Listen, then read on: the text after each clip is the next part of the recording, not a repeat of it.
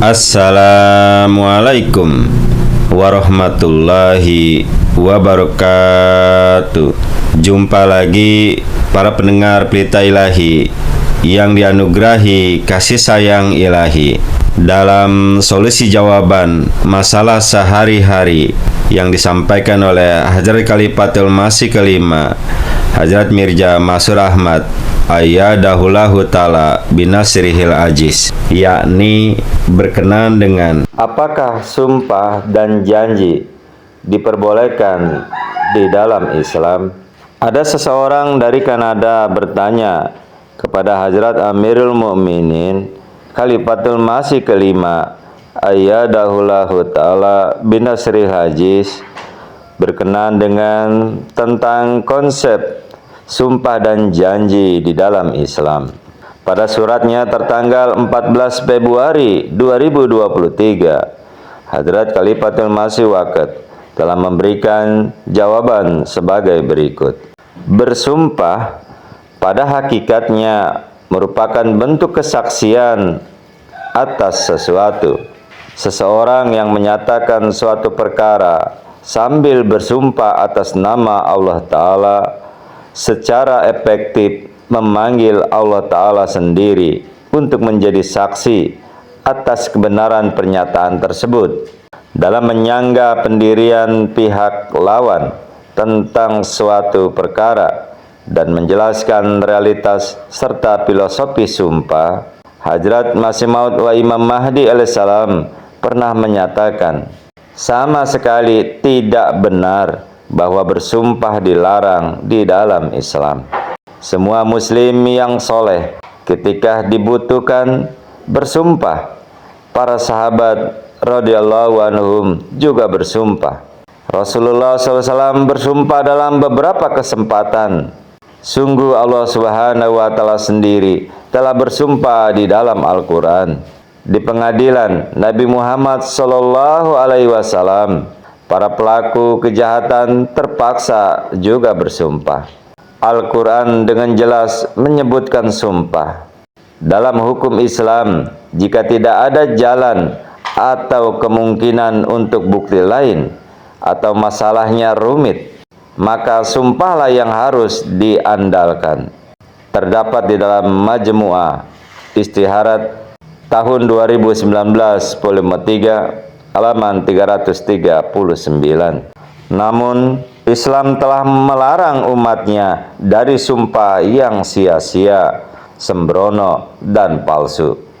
Sebagaimana Allah Subhanahu wa Ta'ala telah berfirman, Allah Ta'ala tidak akan menuntut kamu atas sumpah-sumpahmu yang sia-sia, tetapi Allah Ta'ala akan menuntutmu atas apa yang sengaja diusahakan oleh hatimu, dan Allah Ta'ala Maha Pengampun, Maha Penyantun.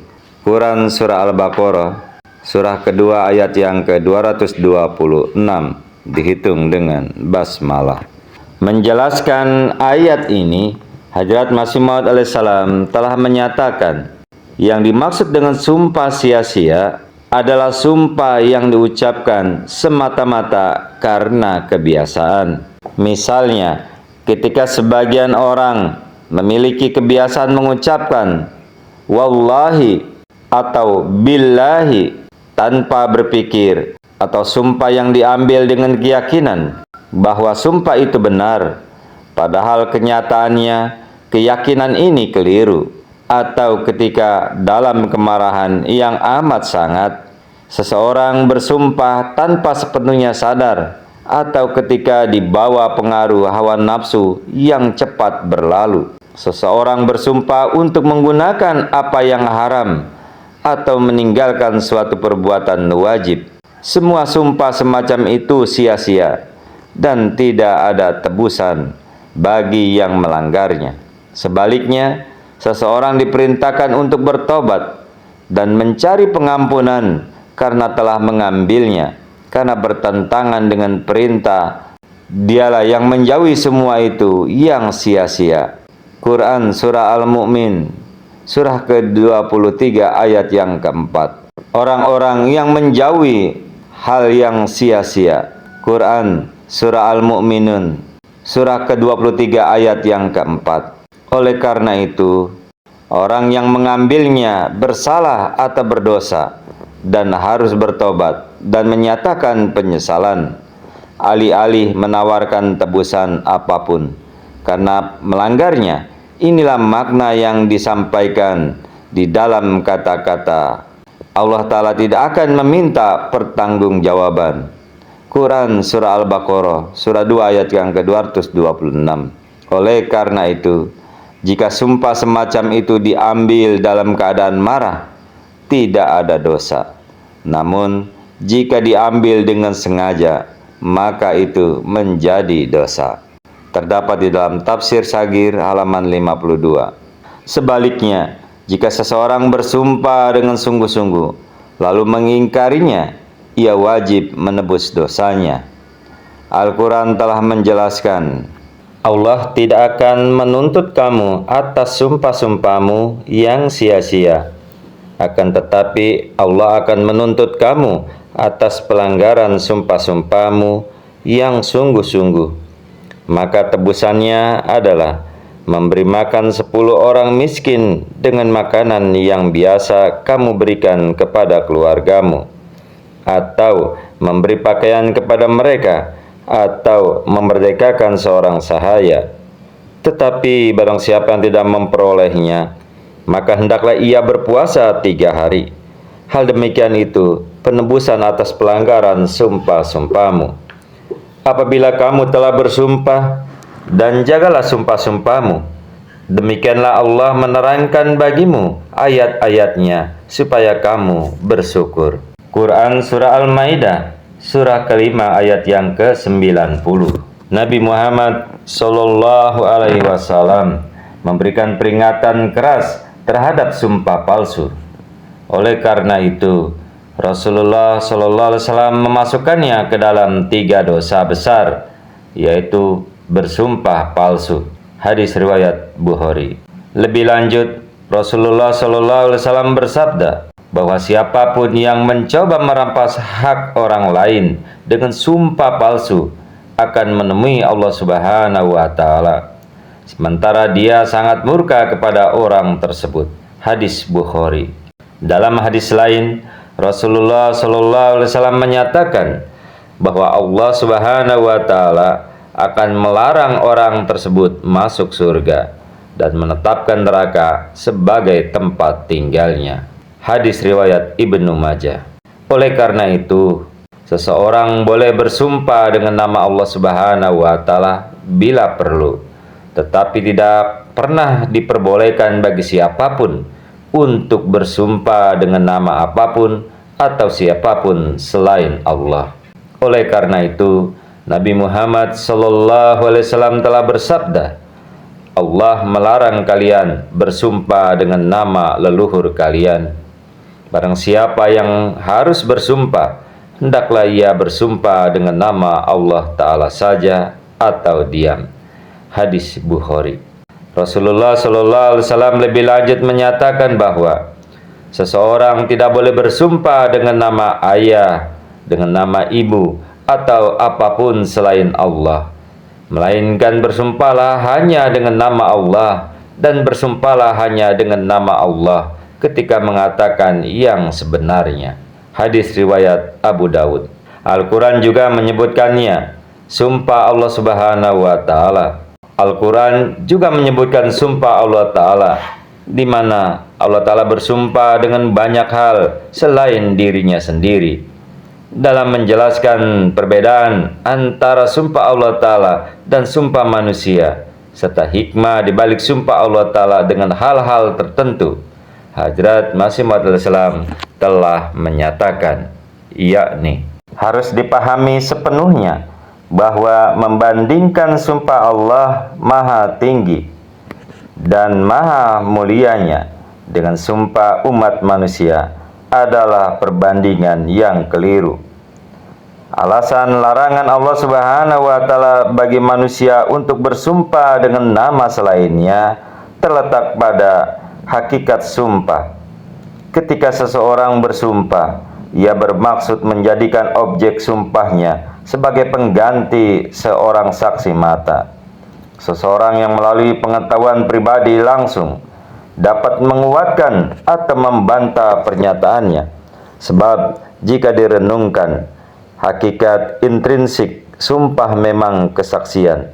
Ketika manusia merasa tidak mampu menghadirkan saksi biasa, mereka terpaksa menggunakan sumpah berusaha mendapatkan manfaat yang diberikan oleh kesaksian seorang saksi mata. Namun, menganggap atau meyakini bahwa makhluk apapun selain Allah Subhanahu wa taala Maha Hadir, Maha Melihat, mampu memverifikasikan atau menyangkal, menjatuhkan hukuman atau memiliki kekuatan semacam itu, merupakan pernyataan kekafiran yang nyata.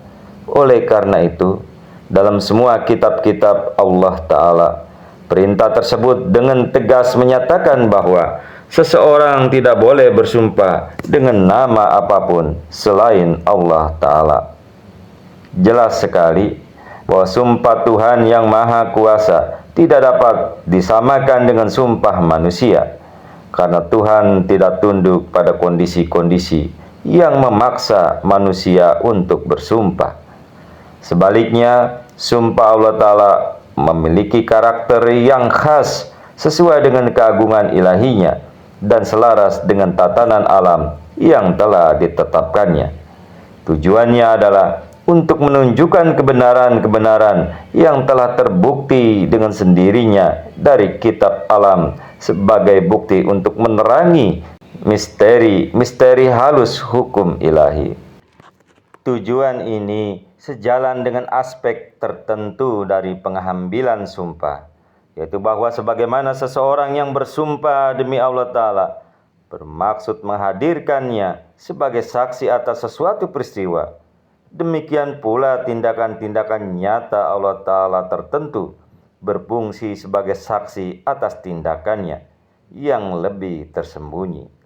Dengan demikian, di seluruh Al-Quran yang mulia, Allah Ta'ala menghadirkan tindakan-tindakan nyatanya melalui sumpah untuk mendukung tindakan-tindakannya yang tersenden. Ini tidak dapat ditafsirkan sebagai bersumpah demi sesuatu selain Allah Ta'ala, karena sesungguhnya Allah Ta'ala bersumpah demi tindakannya sendiri, bukan demi entitas ekstrinsik. Tindakannya tidak terpisah dari esensinya. Misalnya ketika Allah Ta'ala bersumpah demi langit atau bintang-bintang, itu bukan dengan maksud bersumpah demi sesuatu yang independen dari kehendak Allah Ta'ala, melainkan untuk menghadirkan kesaksian, kebijaksanaan, dan keahlian yang dilakukan oleh tangannya sendiri di langit dan di bintang-bintang untuk menjelaskan beberapa rencana tersembunyinya. Demikian pula sumpah-sumpah Allah Ta'ala yang tercatat di dalam Al-Quran yang mulia, syarat dengan misteri makrifat yang mendalam, sebagaimana telah disebutkan sebelumnya. Pengungkapan misteri-misteri ini dalam bentuk sumpah dimaksudkan untuk menyampaikan bahwa sumpah pada hakikatnya adalah suatu bentuk kesaksian yang berfungsi sebagai pengganti saksi mata. Demikian pula beberapa tindakan nyata Allah Ta'ala berfungsi sebagai bukti bagi tindakan-tindakan tertentu lainnya. Oleh karena itu, dalam bentuk sumpah, Allah Ta'ala telah menyampaikan kesaksian kebenaran hukum alamnya yang terbukti dengan sendirinya untuk mengungkap seluk-beluk tertentu dalam hukum rohaninya, agar hukum alam ilahi yang merupakan kitabnya yang praktis dapat menjadi saksi bagi kitabnya yang diwahyukan, dan agar keselarasan firman dan perbuatannya dapat memberikan para pencari yang tulus hikmat, ketenangan, dan keyakinan yang lebih mendalam.